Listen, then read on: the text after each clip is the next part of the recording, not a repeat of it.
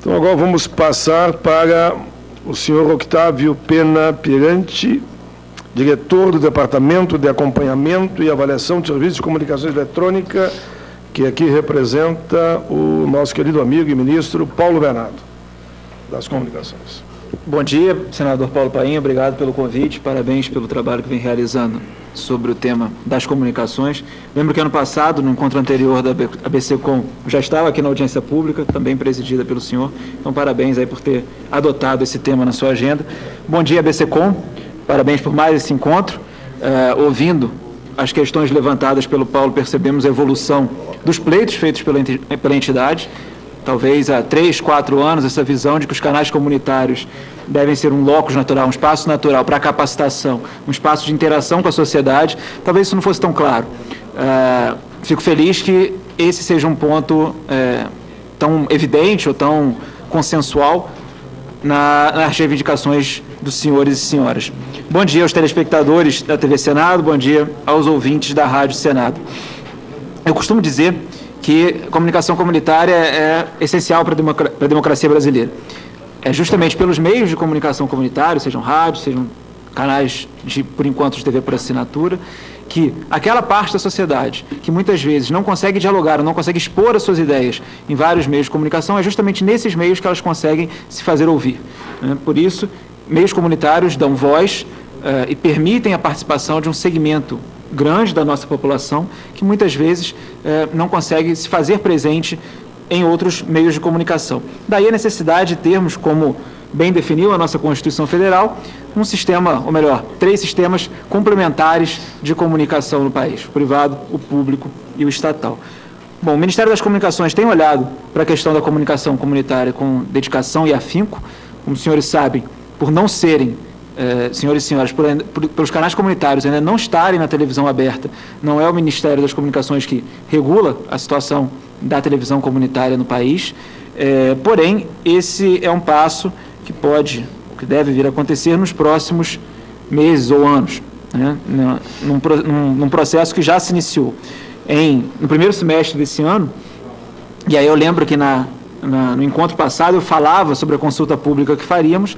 No primeiro semestre de 2012, realizamos a consulta pública sobre o Canal da Cidadania, um canal previsto no decreto que cria o Sistema Brasileiro de Televisão Digital, decreto 5.820, como aquele canal onde devem se fazer presentes as comunidades, as prefeituras, os municípios, os estados, enfim, transmitindo uma programação de interesse do cidadão. Feito ou disposto isso pelo decreto, disposta a criação do Canal da Cidadania por decreto, o Ministério das Comunicações, nesse ano, no primeiro semestre, realizou uma consulta pública sobre a nova norma do Canal da Cidadania, a norma que regulamenta o Canal da Cidadania. Eu queria levantar alguns pontos que foram razoavelmente polêmicos. Hoje essa norma se encontra em análise no Ministério das Comunicações, já caminhando aí para uma proposta de texto final, mas eu queria discutir ou apresentar algumas questões que foram polêmicas e justificá-las. A primeira delas, certamente, é a outorga, né? E aí o Ministério das Comunicações previu que, naquela proposta que foi a consulta pública, que a outorga seria para o Estado ou para o município, com preferência para o município, sendo que, concluído esse processo de outorga para o Estado ou para o município, abre-se um processo de seleção para 2 faixas de programação da comunidade. Por que o Ministério adotou essa engenharia? Uma engenharia tão complexa, eu diria até atípica, no caso da radiodifusão brasileira. Ora, porque a legislação brasileira hoje não permite outorga do serviço de radiodifusão de sons e imagens, televisão, para associações comunitárias.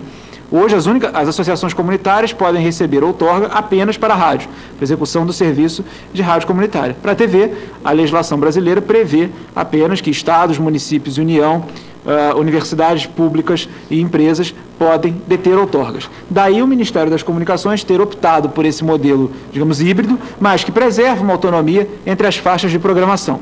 Então, por mais que Estado ou município tenham ou venham a deter a outorga, eles terão que preservar a autonomia daquelas faixas comunitárias e não poderão intervir na programação das comunidades. A ideia é, grosso modo, só para efeito de simplificação, algo semelhante ao que já existia desde 95 no caso das prestadoras de televisão a cabo. A prestadora de televisão a cabo recebe aquela programação fechada e se responsabiliza pela sua transmissão sem qualquer interferência naquela programação.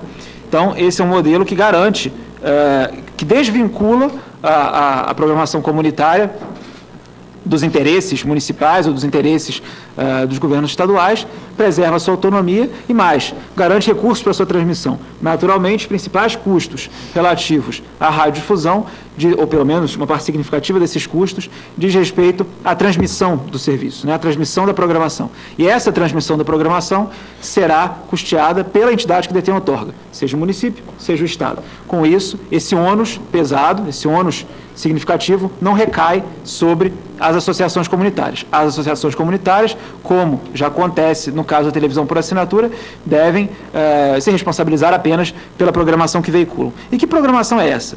Procuramos deixar claro na norma, na proposta que foi a consulta pública, que o Ministério das Comunicações entende que essa programação, que essa grade, deve ser completamente aberta à participação de toda a sociedade, de toda a comunidade. É para isso que existe a comunicação comunitária, para que seja um espaço permeado, para que seja um espaço gerido por toda a comunidade. Ainda que, claro, naturalmente ela eleja os seus representantes para cuidarem do dia a dia daquele canal, ela deve poder participar da grade de programação.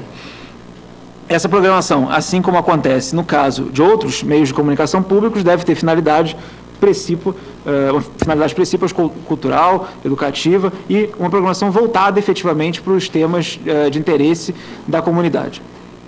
Em relação aos prazos para a outorga, houve muitos questionamentos no momento da consulta pública, acredito até que boa parte deles vindo de associados da BCCOM, se não me falha a memória, sobre os prazos relativos à outorga e sobre os prazos para se colocar a faixa de programação no ar. Muitos questionando prazos exíguos. O Ministério das Comunicações ficou sensível a esse pleito, procurou reajustar, ou está reajustando nesse seu debate interno esses prazos, dialogando um pouco com a realidade dos canais comunitários, que é uma realidade difícil do ponto de vista econômico. Reconhecemos isso, como foi já dito anteriormente pelo representante da BCCOM.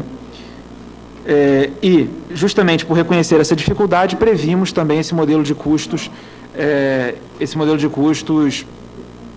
compartilhado, ou seja, municípios e estados que são os responsáveis pela transmissão têm o custo da transmissão, ao passo que a comunidade deve ter apenas o custo, que a associação comunitária deve ter apenas o custo da programação. Um último ponto, existia uma dúvida em relação ao texto sobre qual é a preferência, se é do município ou do Estado. Previmos a preferência na outorga do município, e aí, para efeito de normas, estamos equiparando o GDF ao município, a figura do município, apenas porque, no caso do Distrito Federal, como os senhores sabem, senhoras, não existem municípios. Então, o GDF se equipara, nesse caso, ao ente municipal. Então, deixamos claro a preferência do município, ou estamos deixando claro a preferência do município, até porque o Estado já detém, normalmente os Estados brasileiros já detêm outorgas para execução de serviço de radiodifusão de sons e imagens, de televisão, que são as emissoras educativas e que foram um embrião do que temos de um sistema público de radiodifusão.